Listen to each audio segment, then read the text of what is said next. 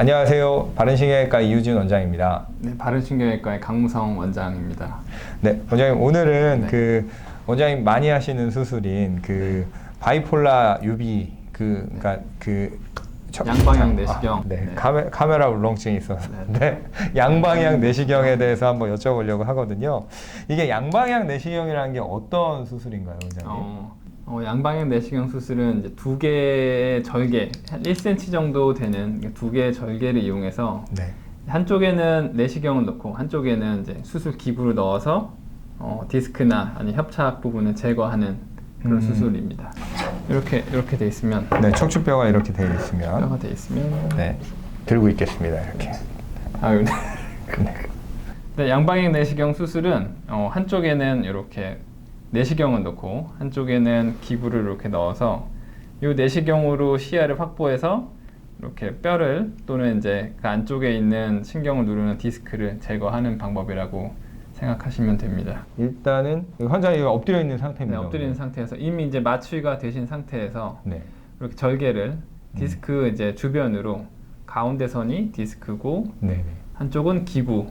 레벨이 지금 여기 디스크 레벨이군요. 가운데 선이. 여기에 또 요거는 안쪽에 있는 근육을 뼈에서 붙어 있기 때문에 근육을 이제 박리를 하는 과정이고요.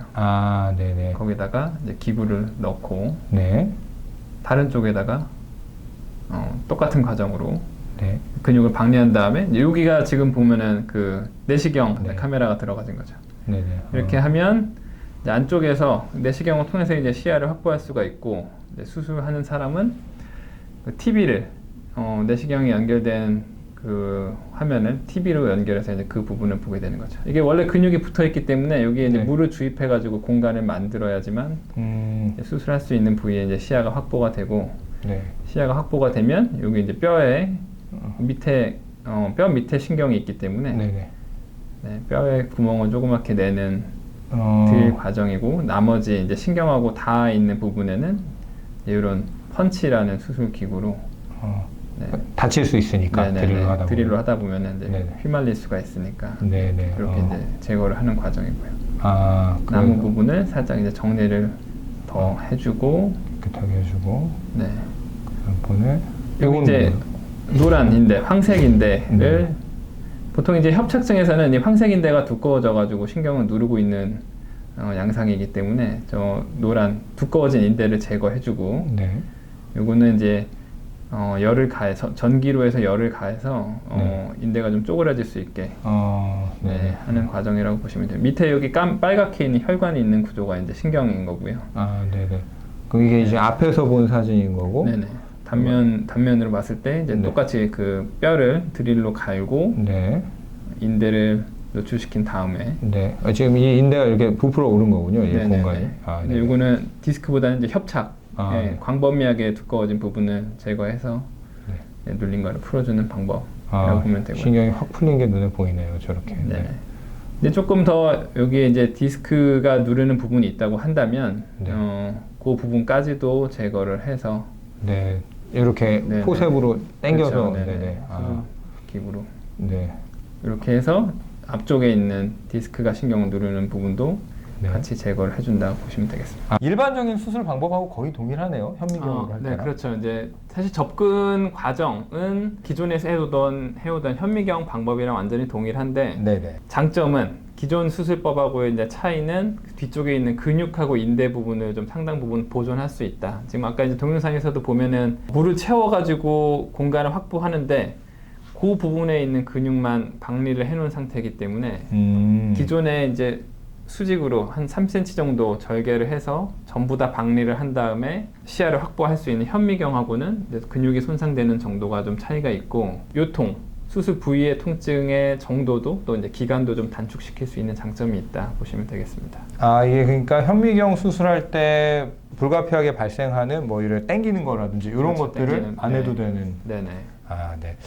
원장님 그러면 양방향 내시경이 기존에 있는 다른 내시경 수술하고 비교해서 어떤 장점이 좀 있을까요? 이제 기존 내시경이라고 한다면은 이제 양방향의 반대 개념, 그냥 보통 단방형이라고 부르지는 않지만 그 단일 내시경으로 해서 접근하는 방식이 있었는데 이제 그 방식은 사실 이제 크게 차이가 네. 후 관절하고 요 신경 사이에다 이렇게 내시경을 도킹, 고정을 시켜가지고 여기서 안쪽으로 조금 더 들어가서 디스크, 눌린 부분을 좀 제거하는 방법에 해당하는데 네.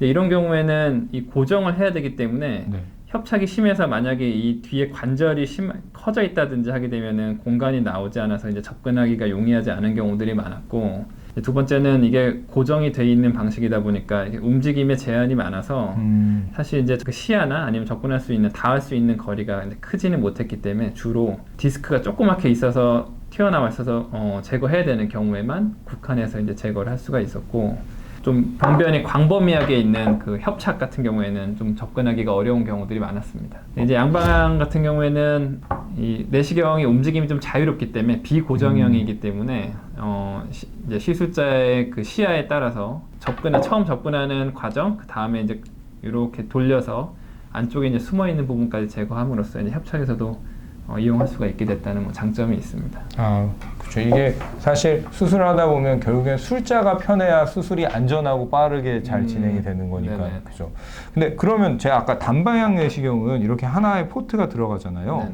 그럼 기구는 어디로 들어가나요? 이게 한 7mm 정도 되기 때문에 네. 그 안쪽으로 해서 이제 들어가지게 되는데 네. 예전에 그 단방향 내시경 때는 그 안에다 드릴을 삽입할 수가 없어가지고 네네. 그래서 이제 관절 뼈가 커져 있으면은 그 부분을 해결할 수가 없어서 이제 그때는 협착에 이용을 하지 못했었는데 어떻게 보면 이제 단방향 내시경도 이제 그쪽에서 좀 보완이 돼서 약간 좀 두꺼운 내시경으로 해서 그 안에 드릴까지 이용할 수 있는 방법들도 뭐 최근에는 나오고 있어서 협착에서 뭐 단방향 내시경이 안 된다 뭐 이런 의견은 아니기는 하다. 최근에는 이제 그 방향도 개선된 부분이 있기는 하다 보시면 됩니다. 결국에는 그러면은 커다란 구멍을 하나 뚫는 게 이제 단방향 내시경이다. 네네. 그 양방향은 그거보다는 좀 작은 구멍을 두 개를 뚫어서 하는 게 양방향 내시경이다. 이렇게 이해해도 되겠군요. 그렇죠. 네. 기존에 이제 고정형이었는데 지금은 단방향이든 양방향이든 이제 비고정형으로 접근하는 방법이 좀 기존과는 차이가 있다 보면 되고요. 원장님 그러면 반대로 이제 양방향 내시경의 단점이라든지 혹은 한계점은 어떤 게 있을까요? 네, 이제 내시경이 가진 뭐 태생적인 한계라고 봐야 되는데 네. 이게 결국은 이제 단방향이든 양방향이든 그 기구를 조작하는 거는 결국은 이제 한 포트이기 때문에 한 네. 방향에서만 할 수가 있기 때문에 네. 한 손으로 하는 수술에 가깝다고 봐야 되고 네.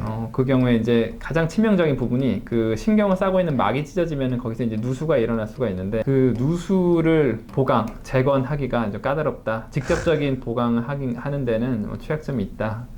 물론 이제 그것도 최근에는 봉합을 직접 하시는 뭐 분들이 있기는 한데 그 과정이 굉장히 오래 걸리고 까다롭고 또 특별한 기구를 이용해야지만 가능한 경우들이 있어서 이제 그 부분이 좀 취약점이라고 보입니다.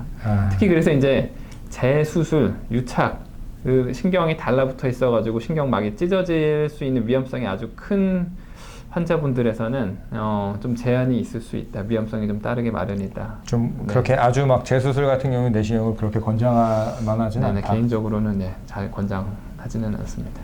네, 알겠습니다, 원장님. 오늘 너무 좋은 말씀 감사합니다. 네, 감사합니다. 네, 감사합니다. 네.